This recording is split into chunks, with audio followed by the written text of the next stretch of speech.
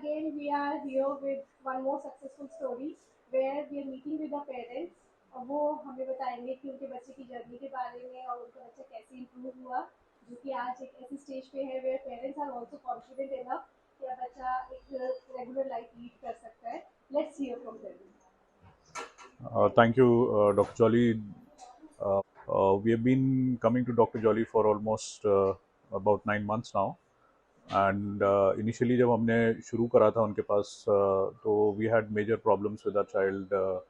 He was self-centered. COVID baby भी थे, थोड़ा सा उनके साथ introvert problem थी, and he also had speech issues. लेकिन even within the first month we saw a very drastic change. Initially हम लोगों को यकीन ही नहीं था कि वो जो है he has this problem. We thought it was just delayed speech. लेकिन after the first assessment we realise कि नहीं, वाकई में इनको थेरेपी की ज़रूरत है. और पहले इन्होंने जो था रेकमेंड करा कि we do OT, which we were not very comfortable with because we thought कि वो स्पीच का इशू है.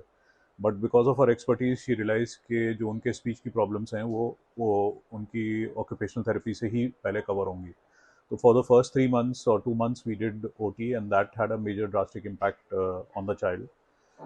He started interacting, he started responding because he was fixated with a lot of issues. और वो interact नहीं करते थे, socially भी ज़्यादा मिलते जुलते नहीं थे. उसके बाद उनके हर एक जो छोटी छोटी प्रॉब्लम्स थी उनको आइडेंटिफाई करा गया. और सबसे अच्छी बात ये थी कि there was a very close coordination between the team and us as parents, and our feedback was always appreciated.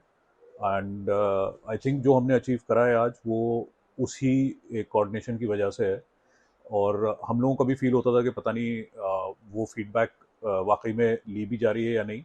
But I think each time we gave that feedback, after a certain period of time we realized कि नहीं, उसका input लिया गया है और उससे changes करे गए हैं.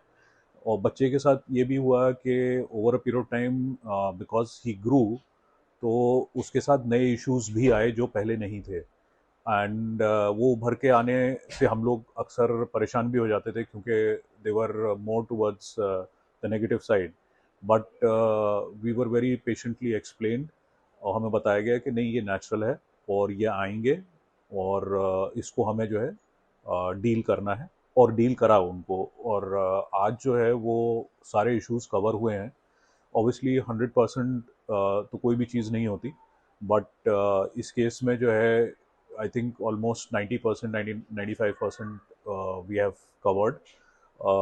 Even though we are exiting, but I think we are part of the family. हम लोग आते रहेंगे यहाँ पे. हमसे अभी भी यही कहा गया है कि the whole process, the journey would be even for the next 6 to 9 months.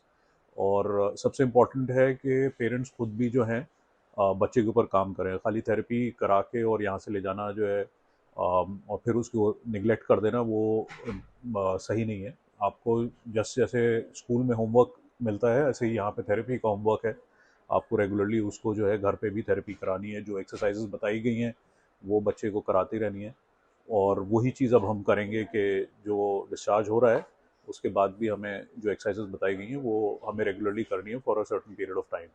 और उसके बाद फिर रेगुलर रिव्यूज़ होंगे और होपफुली आई थिंक रिलैप्स नहीं होगा.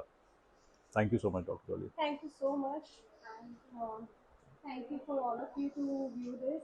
And I hope ये आप लोगों के लिए भी एक रे ऑफ होप हो और आपका बच्चा अगर इस प्रॉब्लम के साथ फेस कर रहा है तो वो भी जल्दी से जल्दी इम्प्रूव करे. Thank you.